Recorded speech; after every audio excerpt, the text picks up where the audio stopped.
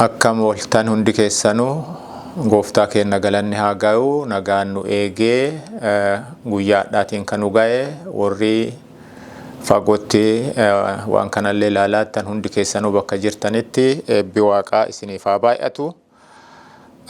Sagantaa sagalee waaqayyoo keessaa galgalaadhaa dubbachuu barbaada.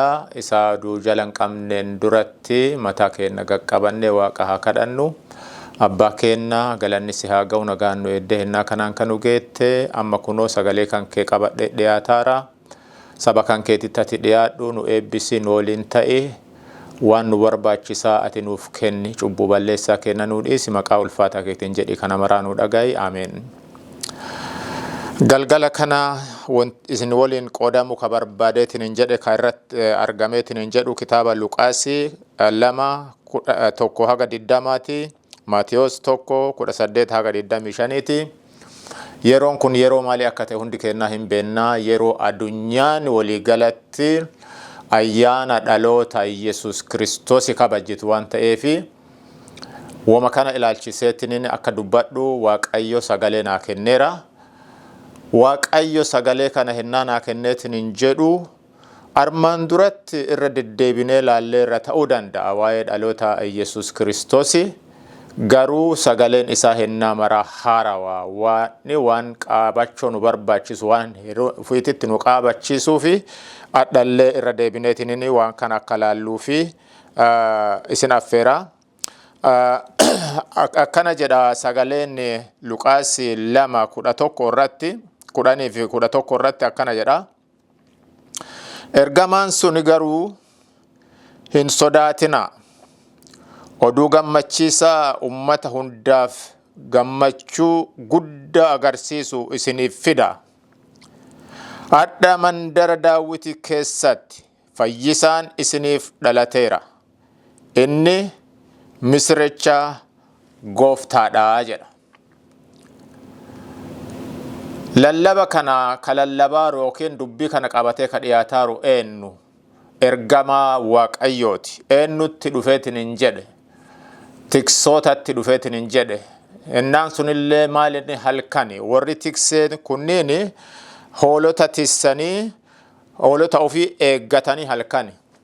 Halkani hoolaan alan bultu eessan maaliif tiksoota horii ofii eeggataaran jedheetiin hin dubbata asirratti. Dhugaa baadiyyaa keessatti warri guddatanii tan yookaan beektan ta'eetiin hin jedhe loowwan guyyaa tissinee galgala moonatti galchineeti yeroo baay'ee waan diqqoo wayii ijaaranii isii mataa keessa qabatanii achitti horii eegaatiin hin bulan jechaadha.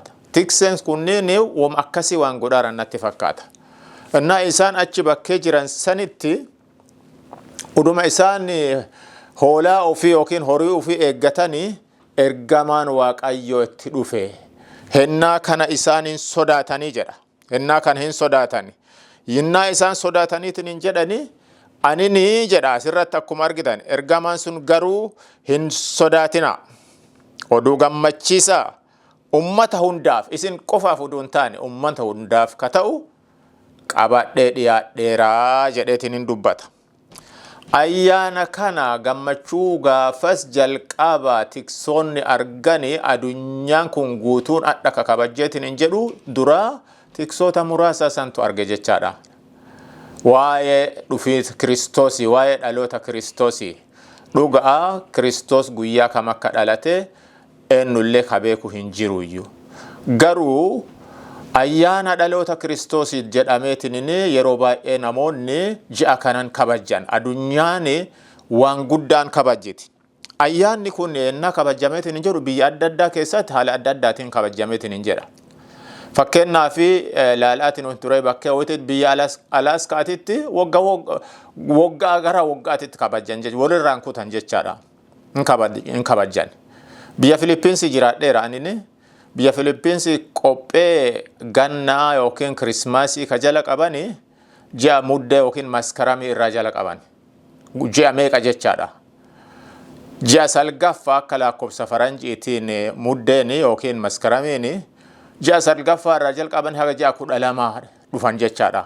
Kanaafi qophiin isaan godhanillee bareechisanii baay'ee karaan bareedee mooliin gugurdaan kunniin bareedee keessa deemtan muuziqaa adda addaatiin bareedeetiin argitan. Hennaa kana laalleetiin hin jennu namoonni kiristaanonni yaada adda addaa dhiyeessu. Yaadni adda addaa isaan ka dhiyeessanillee maalinni Kirismaasii kiristaanni kabajuu hin qabuyyuu jedhan. Maaliif jedhanii adunyaan nurraa fudhatteetti Kirismaasii kanaafi waan baay'ee bittaaf gurgurtaa yookiin koomershalaayizii godhaniirani waan ta'eefi nu isaan waliin irra hirmaachuu hin qabnu warra jedhutu jira.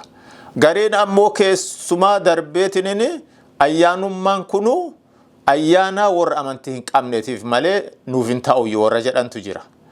Kanaafi kun ayyaana gannaa kana kabajuu fi bu'aa baay'ee guddaa keessa baay'ee qophee guddaa yoo godhu gareen ammoo hin asheessa.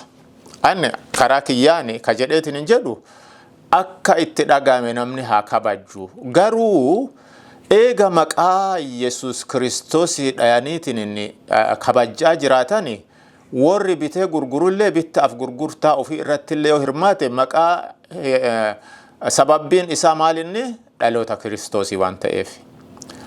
Kanyaatee dhugee quufeetiin finshiruqullee yoo jiraateetiin hin jedhe sababbiin isaa maalinni ayyaana Kiristoosii waan ta'eef.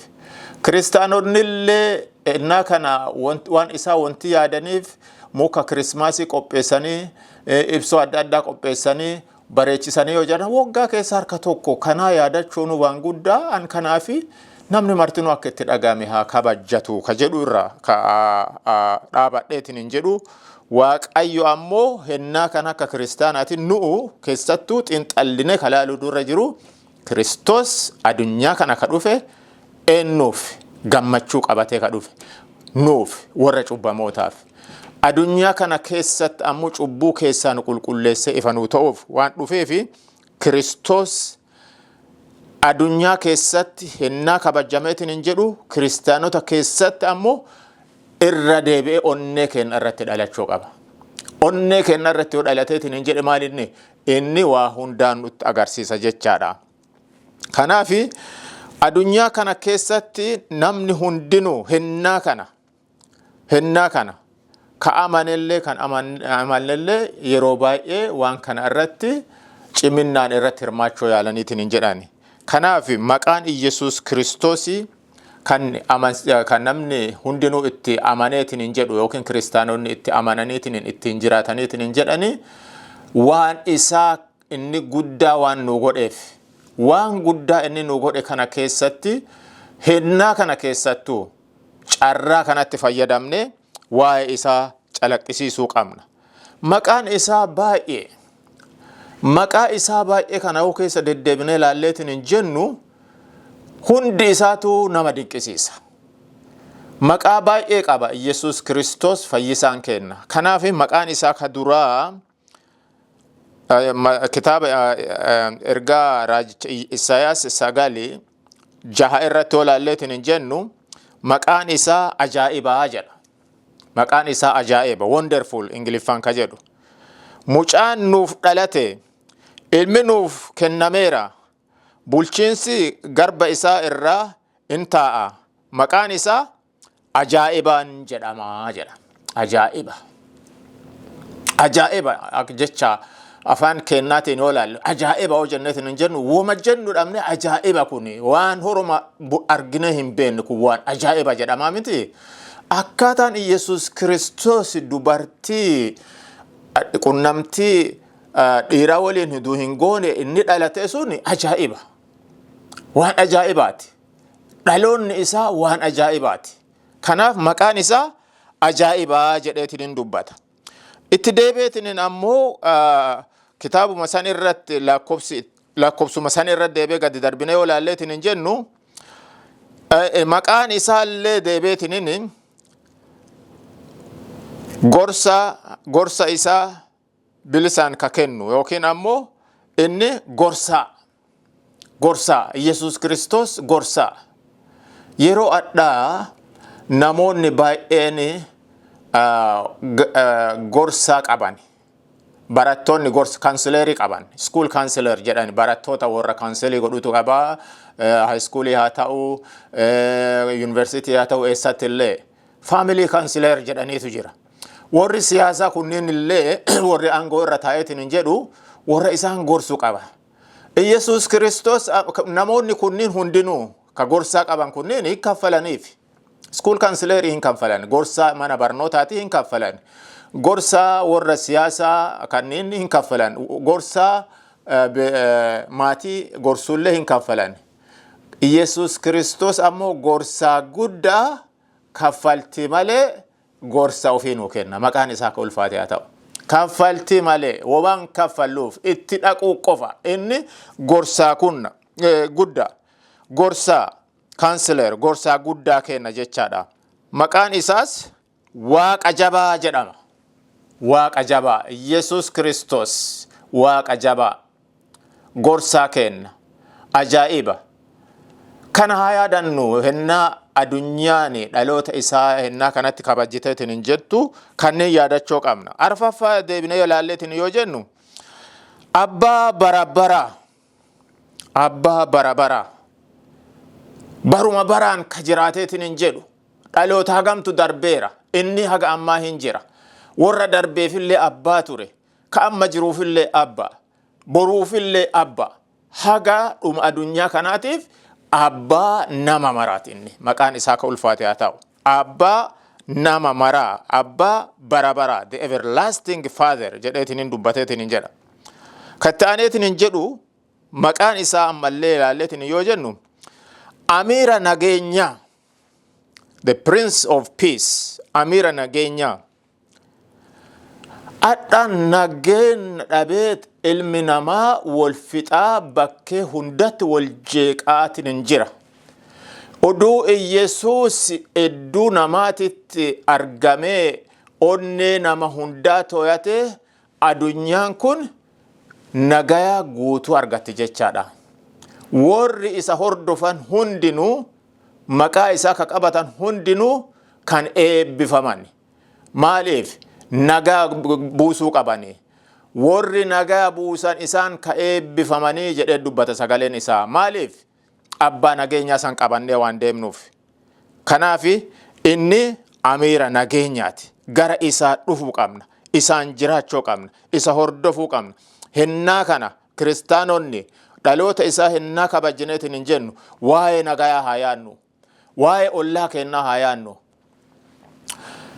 ani namoonni baay'een hin beektan islaamaan makaa jirra naannoon kennaa islaama waliin ka guddanneetiin hin jenne waa'ee islaamaa keessatti barnoota guddaa ka fudhadhu tokko maalinni hennaa soomni dhufeetiin hin jedhu waa'ee nagayaa lallabuu waan gaarii hojjechuu lallabuu warra hiyyeessa nyaachisuu kanneen yaadan eebille udu akkasumaan itti fuufee jiruun namaa akkuma hennaa islaamni hennaa soomu waan gaarii lallaban waan gaarii hojjetan san hennama mara jiruu ofii keessa akkuma akkasii hojjete namni martinu adunyaan tunini adunyaa nagaa taate Yesuus Kiristoos kanurraa barbaadu hennaa ayyaanni kun amma kabajamu qofa oduun taane waa'ee nagaa ka yaaduun qabnu hennaa hundaa nagaa yaaduu qabna maaliif inni amiira nageenyaa waan ta'eef maqaan isaa ka biraa ammoo Amaanu'eel jedha